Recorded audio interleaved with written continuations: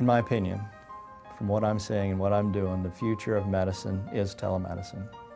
Every technologist dreams not of making things easier, but of making things possible.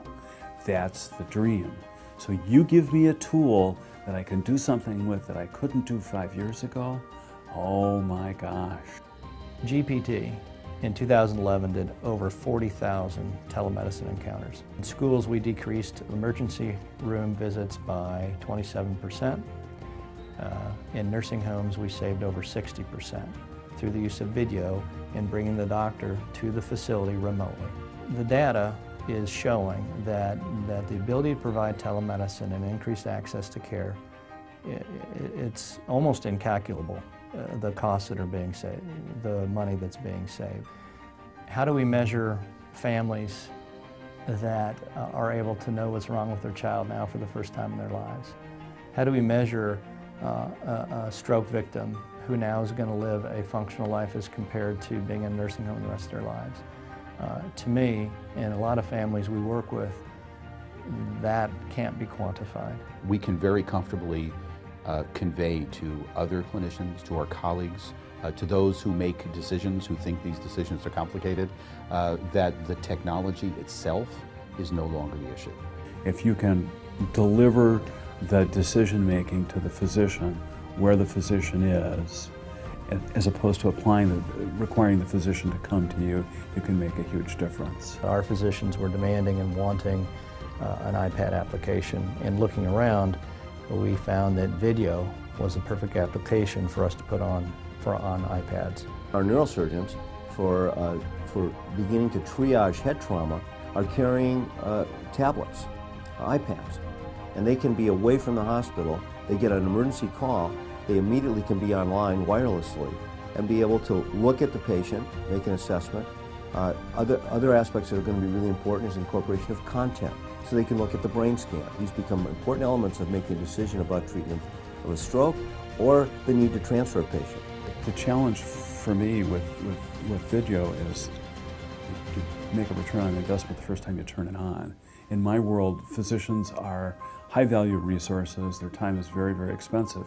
If I can capture that time and repurpose it, I can pay for my investment immediately. In my experience in telemedicine, and again, I've been doing this for a long time, if the technology doesn't work the first time and the quality's not where it needs to be, physicians, people will drop it. They won't use it. So what we found with Vidyo is it's reliable, it's easy, and it's of high quality. And that's really been the hallmark of our program. I think one of the things that really Vidyo has done well, the company's done well, is they've been responsive to the end user. We said these are things we must have, and then they do it. But I think the fact that we've actually engaged the use of the video conferencing tools as a way of bringing patients into the process is really huge. And there's a huge difference between having somebody on the phone and having somebody virtually present. We can install the Vidyo software on a patient's laptop or computer in their home. We can bring services into that patient's home. And we've started doing that application in a couple folks for speech therapy. And it's highly successful.